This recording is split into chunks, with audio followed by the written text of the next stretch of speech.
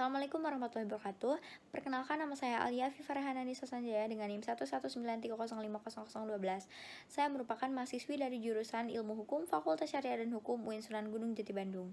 Pada hari ini saya akan menjelaskan mengenai sumber hukum positif Indonesia yang diajukan untuk memenuhi salah satu tugas pada mata kuliah Pengantar Hukum Indonesia yang diampu oleh Ibu Neng Yani Nurhayani SHMH. Tata urutan peraturan perundang-undangan di Indonesia.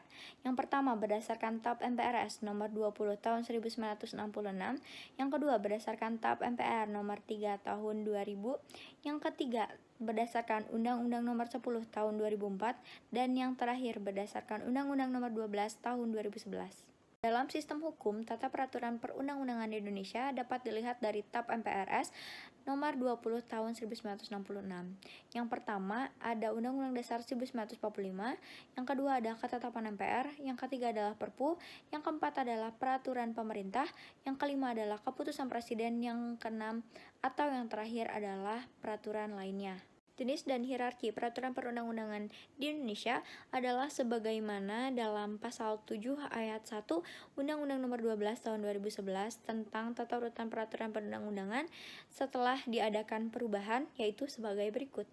Yang pertama adalah Undang-Undang Dasar Negara Republik Indonesia tahun 1945, yang kedua adalah Ketetapan MPR, yang ketiga adalah Undang-Undang atau Peraturan Pemerintah pengganti Undang-Undang, yang keempat adalah Peraturan Pemerintah, yang kelima adalah Peraturan Presiden, yang keenam adalah Peraturan Daerah Provinsi, dan yang ketujuh adalah Peraturan Daerah Kabupaten atau Kota.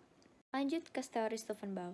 Teori ini dikemukakan oleh Hans Kelsen, di mana ia menyatakan bahwa sistem hukum merupakan sistem anak tangga dengan kaidah berjenjang, di mana norma hukum yang paling rendah harus berpegang kepada norma hukum yang paling tinggi, sedangkan kaidah hukum yang paling tinggi harus berpegang kepada kaidah hukum yang paling mendasar.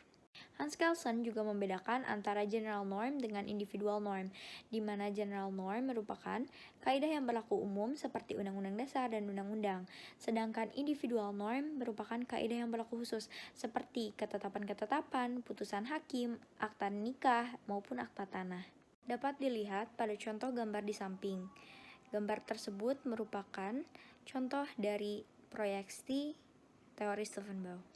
Agar lebih mudah dapat dipahami, saya memproyeksikan teori Stephen Bow ini ke dalam undang-undang yang akan menghasilkan akta nikah atau individual norm, di mana Pancasila mengacu kepada sila pertama yaitu ketuhanan yang Maha Esa, kemudian Undang-Undang Dasar Negara Republik Indonesia pada pasal 28B tentang perkawinan dan melanjutkan keturunan, lanjut ke Undang-Undang nomor 1 tahun 1974 tentang perkawinan, kemudian Peraturan Pemerintah nomor 9 tahun 1975 tentang pelaksanaan Undang-Undang nomor 1 tahun 1974 yang kemudian akan menghasilkan akta nikah atau juga disebut dengan individual norm, ketetapan serta kaidah yang berlaku khusus.